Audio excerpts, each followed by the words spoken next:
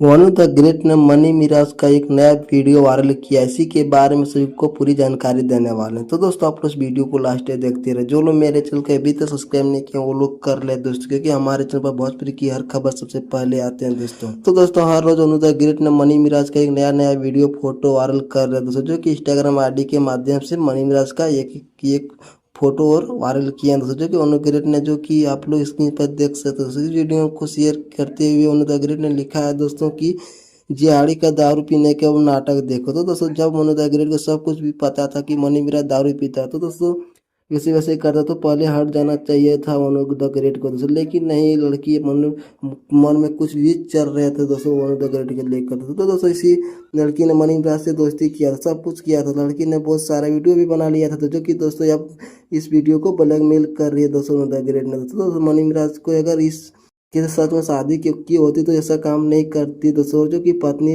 अपने पति को शायद इस तरह से वीडियो नहीं बनाती होगी दोस्तों, लेकिन इस लड़की ने मनी मिराज के सिर्फ पैसा के लिए पैर तो किए थे दोस्तों। तो दोस्तों दिन पे दिन जो कि वन ऑफ द ग्रेट नए वीडियो वायरल कर रहे हैं मनी मिराज का दोस्तों, जो कि दोस्तों आप लोग कमेंट में क्या राय कहने का दोस्तों, तो कमेंट जरूर बताएं। आपको मिलते हैं नेक्स्ट वीडियो में। धन्यवाद।